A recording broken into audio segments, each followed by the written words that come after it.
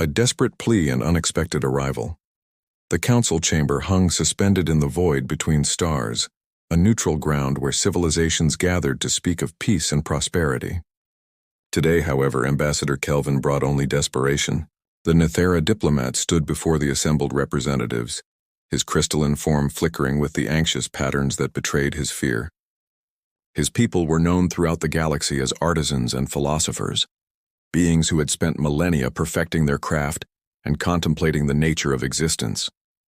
They had never learned to fight because they had never needed to. Until now.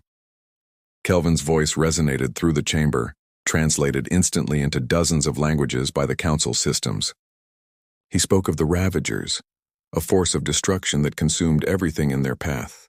The swarm had appeared at the edge of Nithera space 3 months ago, and every attempt at communication had been met with silence, followed by violence. His people had tried to negotiate, to reason, to offer tribute. The Ravagers simply advanced world by world, leaving nothing but stripped planets behind them. The Nithera had no warships, no soldiers trained for combat, no defensive installations that could withstand a determined assault. They were a peaceful species caught in the path of an unstoppable storm. Kelvin had come to the council not seeking weapons or warriors, but something simpler and yet somehow harder to obtain. His people needed sanctuary, a place to flee while the Ravagers passed through their territory like locusts through a harvest. The responses came quickly, each one a variation of the same theme.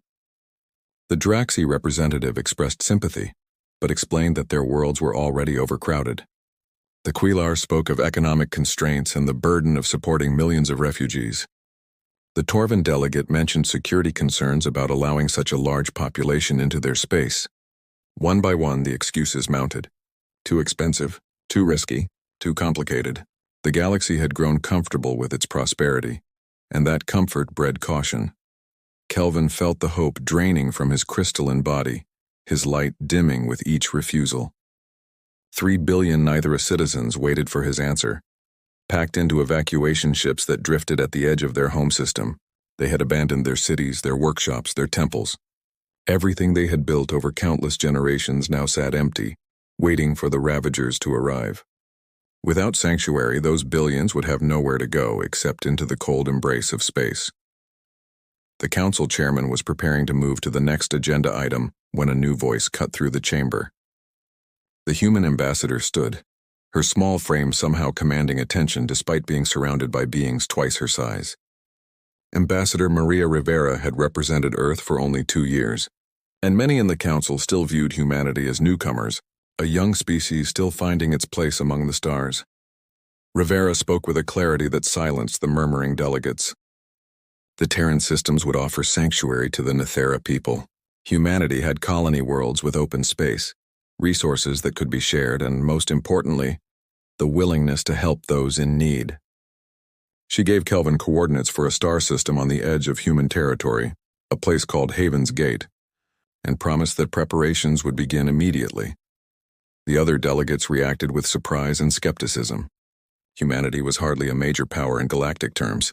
They had only achieved faster than light travel 80 years ago, and their civilization was still establishing itself beyond their home system. What could such a young species possibly offer that the established powers could not? Several representatives questioned whether Earth had the resources to support such a massive undertaking. Others wondered aloud about humanity's true motives, suggesting that perhaps they sought to gain leverage or extract some future concession from the desperate Nithara. Rivera listened to the skepticism without responding to it directly. She simply repeated her offer and provided the necessary details for the Nithera evacuation fleet. The coordinates were transmitted, along with protocols for safe passage through human space. Kelvin accepted gratefully, though even he harbored doubts. What choice did his people have? They could accept humanity's offer or face certain death when the Ravagers arrived. The council session ended, and the diplomatic channels began coordinating the logistics of the largest refugee movement in recent galactic history. 3 billion beings preparing to travel across hundreds of light years to a sanctuary offered by strangers. The Nithara evacuation fleet changed course, setting their navigation systems for Haven's Gate. The journey would take 18 days at maximum speed, and every hour brought the Ravagers closer to their abandoned homeworld. Kelvin traveled aboard the lead ship, a massive vessel designed for transporting artwork and cultural treasures rather than refugees. The Nithera had packed what they could, unwilling to let their entire civilization vanish without trace.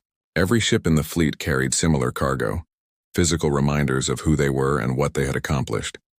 As they crossed into human space, Kelvin wondered what kind of reception awaited them.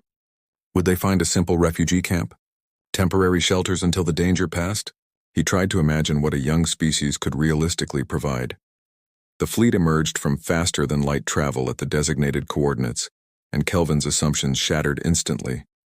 Haven's Gate was not a simple refugee camp. What appeared on their sensors defied all expectations. Dozens of massive vessels filled the system, not civilian transports but warships bearing the angular design philosophy of human military engineering. Construction platforms the size of small moons hung in orbit around 3 different celestial bodies, their fabrication arrays already glowing with activity. Fighter craft patrolled the approaches in precise formations. Defensive satellites orbited in geometric patterns that spoke of careful tactical planning. And at the center of it all, a command station broadcast constant streams of data, coordinating what appeared to be a major military operation.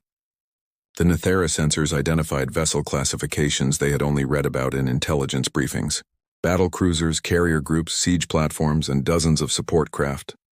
Kelvin stared at the displays in complete confusion. This was not a sanctuary. This looked like preparation for war. Before he could process what he was seeing, a communication request came through from the command station. He accepted, and a human face appeared on the view screen.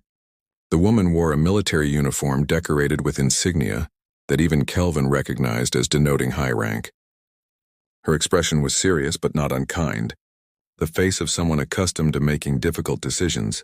She introduced herself as General Sarah Okonkwo, commander of the Terran Defense Force's 4th Fleet.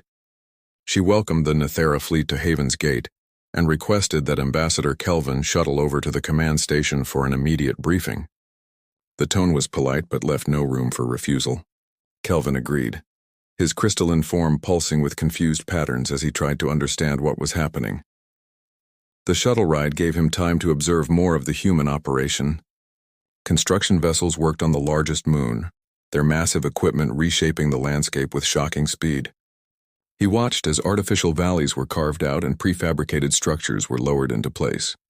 Other teams worked on atmosphere processors, giant machines that would make the barren moon breathable for his people. The scale of the operation was staggering, and it had clearly been underway for days, perhaps even before the council meeting. The command station's interior was organized chaos. Human personnel moved with purpose through corridors that hummed with activity. Kelvin was escorted to a briefing room where General Okonkwo waited along with another human, a man whose uniform identified him as an engineer rather than a soldier. The general gestured to a holographic display that showed the entire Haven's Gate system in miniature. She began speaking, and Kelvin learned the truth of humanity's response. Earth had not simply offered shelter. Upon receiving word of the Nithera's plight, the Terran government had mobilized one of their largest construction fleets and assigned a full battle group to escort and defend the operation. The moon below was being transformed into a permanent settlement, capable of supporting the entire Nithera population. Atmosphere, infrastructure, power generation, food production, everything needed for his people to not just survive, but thrive. The engineer, Chief Marcus Tang, took over the briefing. He explained the construction timeline with the kind of confidence that suggested he had performed similar miracles before. Habitation domes would be completed within 10 days. Agricultural zones would be operational within 15. The entire settlement, a new home for 3 billion beings, would be ready for full occupation within 3 weeks.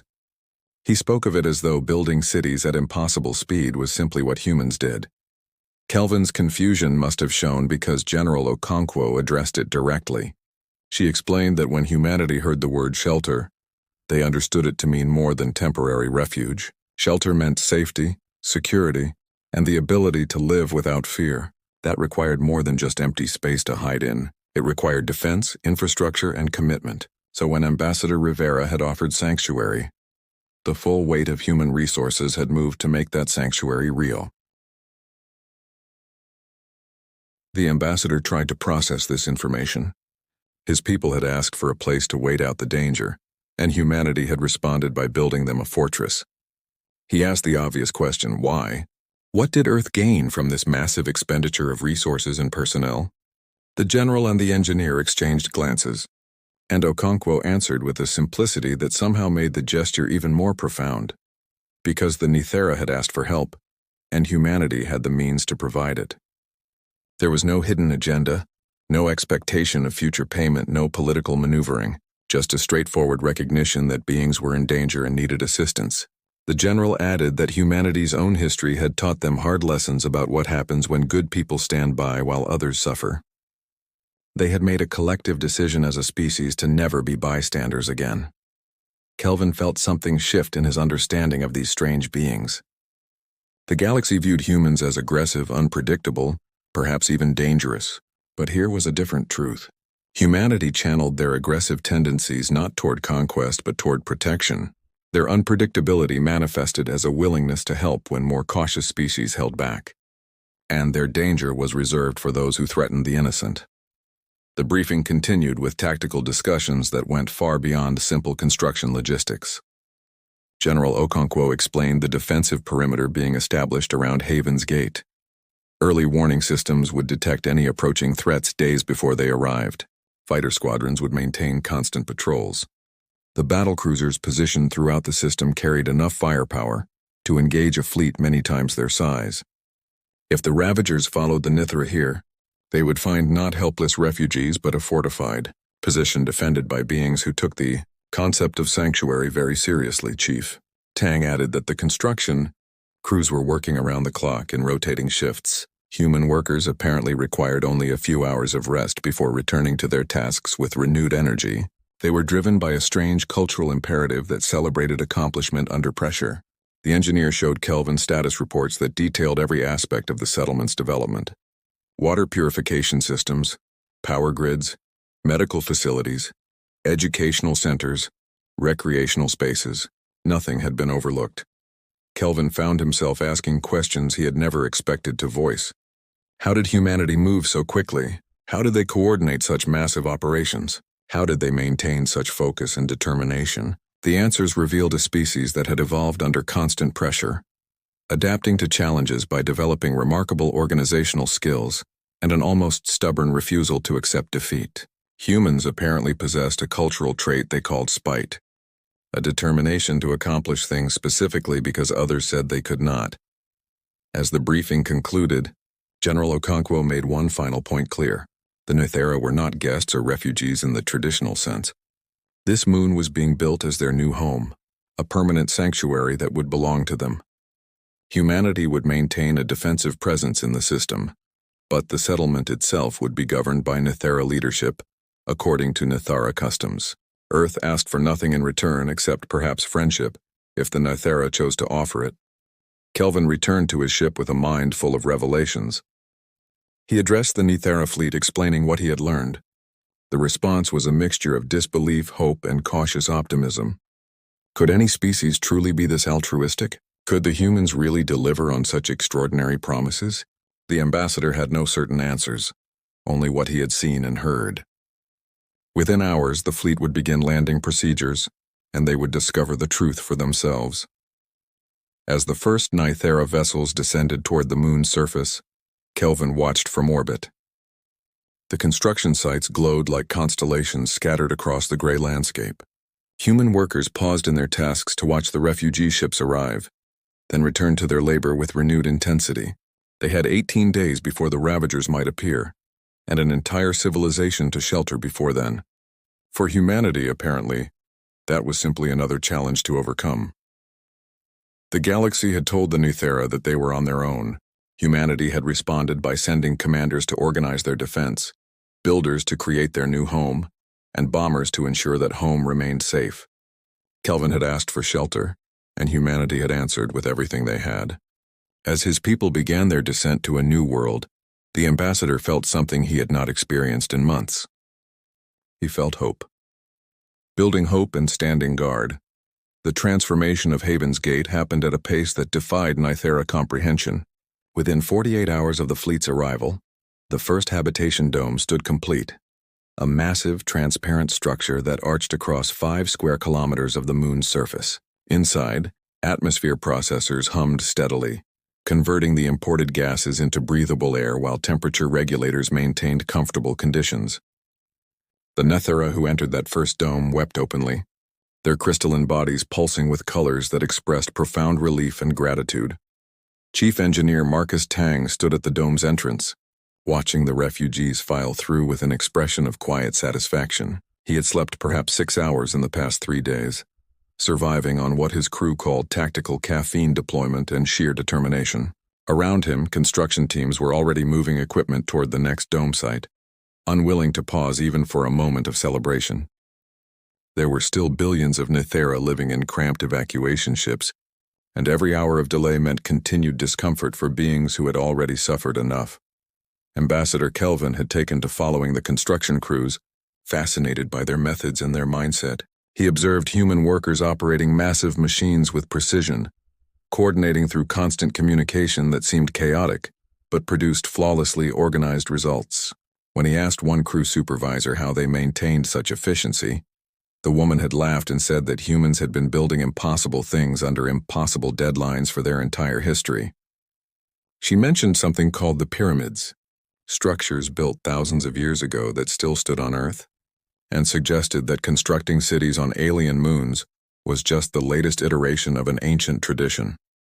The Nethera began integrating into the construction effort wherever possible. Though they lacked experience with large-scale engineering, they possessed other skills that proved valuable.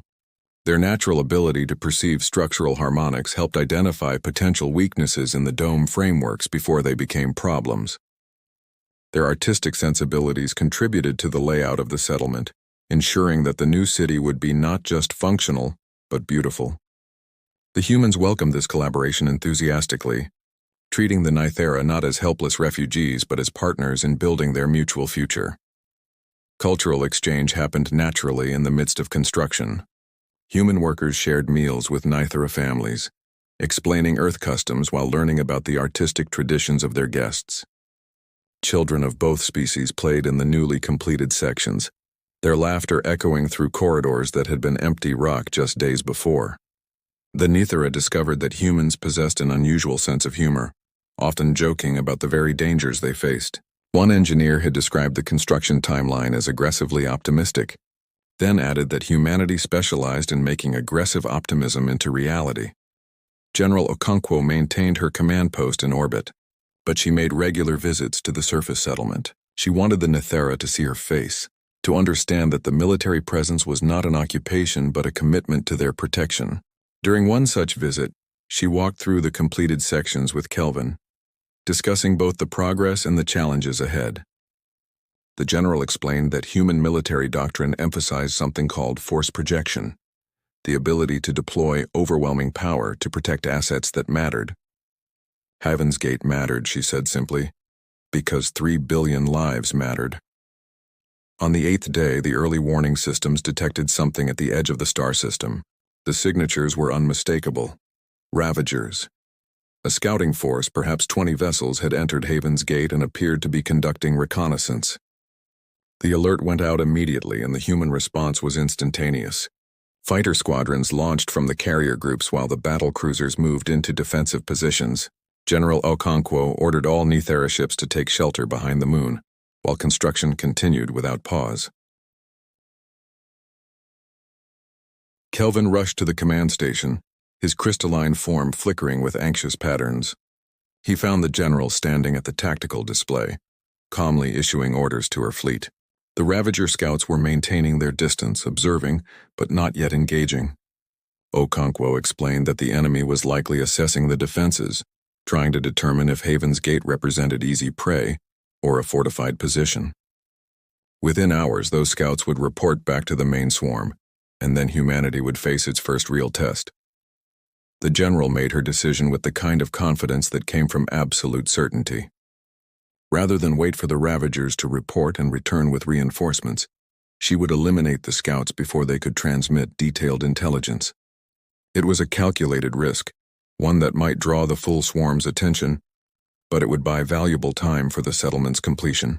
She turned to Kelvin and told him something that would stay with him forever. When you protect something, you protect it completely. Half measures only lead to half victories, and we are not here for half victories. The human fighters moved with predatory precision, closing the distance to the Ravager scouts in coordinated attack patterns. The enemy vessels attempted to flee, but humanity had anticipated this response. The battlecruisers had positioned themselves along the likely escape routes, and when the Ravagers tried to break for open space, they found their path blocked by vessels that outgunned them significantly. The engagement lasted 17 minutes. When it ended, all 20 Ravager scouts had been destroyed, their wreckage drifting in the cold void. General Okonkwo knew what this meant. The Ravagers would notice when their scouts failed to return, and they would come in force to investigate. The timeline had just accelerated dramatically. She immediately contacted Chief Tang and informed him that construction needed to reach completion within 10 days, instead of the originally planned timeline. The engineer's response was characteristically direct. He asked if she wanted it done right or done fast, and when she answered both, he simply nodded and said his people would make it happen. The construction effort intensified to levels that seemed superhuman. Work crews operated in continuous rotations, with some humans volunteering for extended shifts despite regulations that limited their working hours. Materials arrived in constant streams from the fabrication platforms, and the sound of construction never ceased. The Nithera watched in amazement as entire city blocks seemed to materialize overnight, as though the humans were willing the structures into existence through sheer force of determination. On the 12th day, the main Ravager swarm arrived. Sensors detected them at the system's edge, a massive concentration of vessels that dwarfed anything the Nithera had imagined in their worst fears. Over 300 ships, each one designed for a single purpose: consuming and destroying. They did not attempt communication or negotiation. They simply began advancing toward Haven's Gate in a formation that suggested they expected no serious resistance. The human response was to continue construction while simultaneously preparing for battle.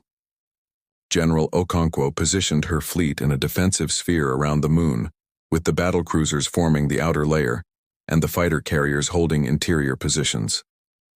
She explained her strategy to Kelvin during what might be their final conversation before combat began. Humanity would not meet the Ravagers in open space where numbers could overwhelm tactical superiority.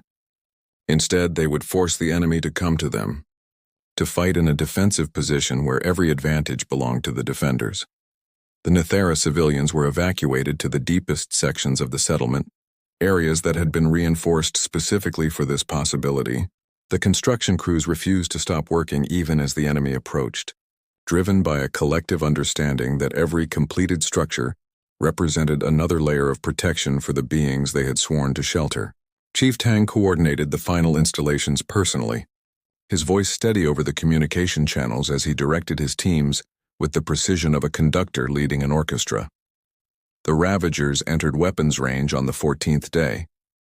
They had expected to find defenseless refugees and perhaps a token escort force. Instead, they encountered a fully prepared military fleet defending a fortified position. The human vessels opened fire at maximum effective range, their weapon systems targeting the Ravager vanguard with calculated precision. The enemy had never faced this kind of organized resistance, and their initial assault faltered under the withering fire. General Okonkwo commanded from the bridge of her flagship, the battlecruiser Indomitable Will. She watched the tactical display with the calm focus of someone who had trained for this moment throughout her entire career. The Ravagers possessed numbers, but humanity possessed something more valuable: the absolute certainty that they were fighting for something worth protecting. Every shot fired, every maneuver executed, every decision made carried the weight of 3 billion lives depending on the outcome. The battle evolved into a grinding engagement that tested both human endurance and Ravager persistence.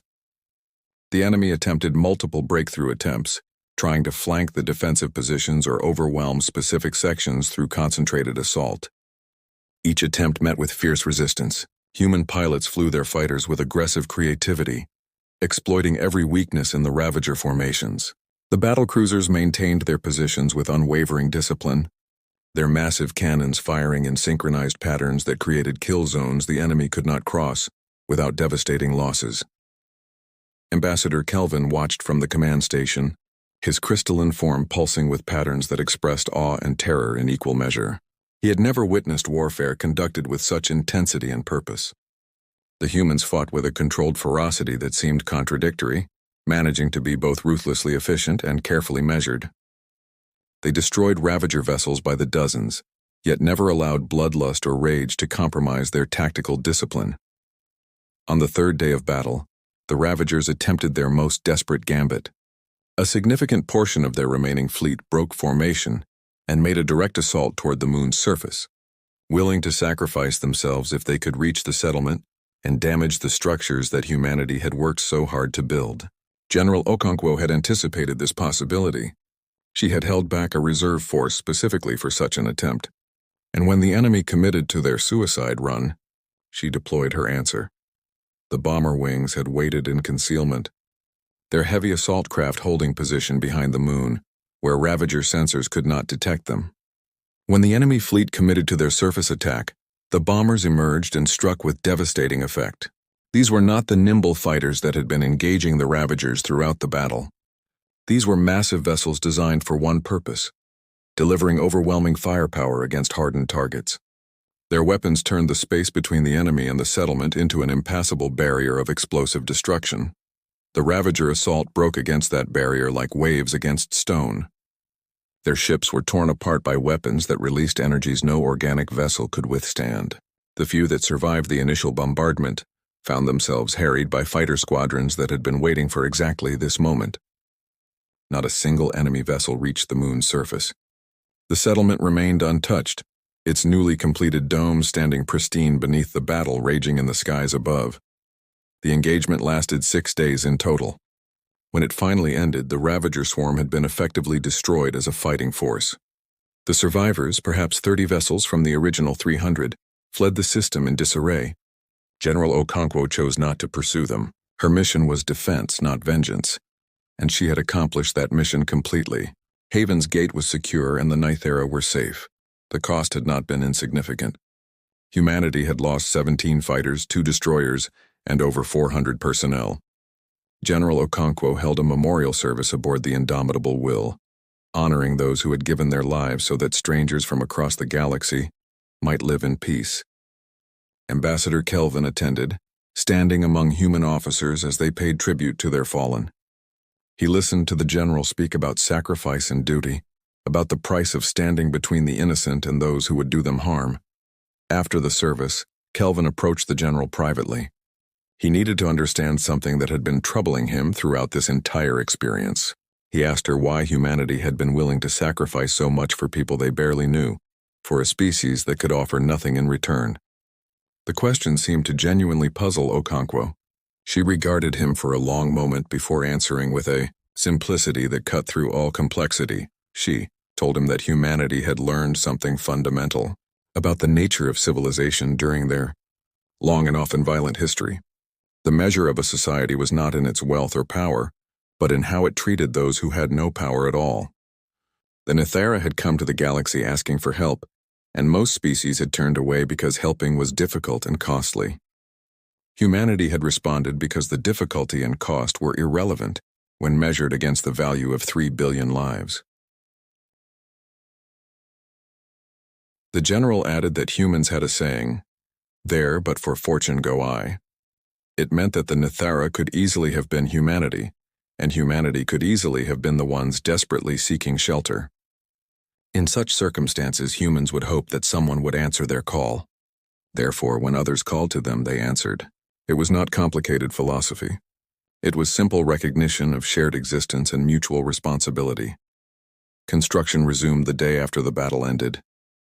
Chief Tang and his teams returned to work with the same intensity they had shown before the Ravagers arrived. The settlement was functional, but it was not yet complete. There were still improvements to make, systems to optimize, and aesthetic touches that would transform a functional shelter into a true home. The Nythera joined this effort with renewed purpose, no longer working simply to survive, but to build something lasting and beautiful. Over the following weeks, Haven's Gate transformed into a remarkable fusion of human engineering and Nythera artistry. The practical structures built by human hands were enhanced with crystalline decorations, and harmonic designs that reflected the refugees' cultural heritage. The streets were laid out in patterns that pleased both human sensibilities of efficiency and Nithera appreciation for aesthetic flow. The settlement became a testament to what could be achieved when different species worked together toward a common goal. Ambassador Kelvin stood in the central plaza 6 weeks after his people's arrival. Around him, Nithera citizens moved through their new city with the confidence of beings who no longer feared for their survival. Children played in parks that human engineers had constructed according to Nithera specifications. Artists had begun creating new works, inspired by both the trauma they had endured and the hope they had found. The settlement hummed with life and purpose, a civilization reborn through the generosity of strangers. General Okonkwo visited the surface one final time before her fleet departed. The immediate threat had passed, but humanity was leaving a permanent garrison in the system, a promise that Haven's Gate would never be left undefended. She walked through the plaza with Kelvin, observing the results of weeks of desperate effort. The general seemed satisfied, though she deflected the ambassador's attempts to thank her. She insisted that gratitude was unnecessary. Humanity had simply done what needed to be done. Before she left, Okonkwo made one final observation. She told Kelvin that the Nithera should remember what had happened here, not as a debt to be repaid, but as a lesson about the nature of civilization. The galaxy was often cold and indifferent, focused on self-interest and short-term calculations. But there were species, humanity among them, who believed that civilization meant something more than mere survival. It meant standing up for those who could not stand for themselves. It meant building when destruction seemed easier. It meant fighting when surrender was the safer choice. The general hoped that the Nithera, having experienced both abandonment and rescue, would remember these lessons.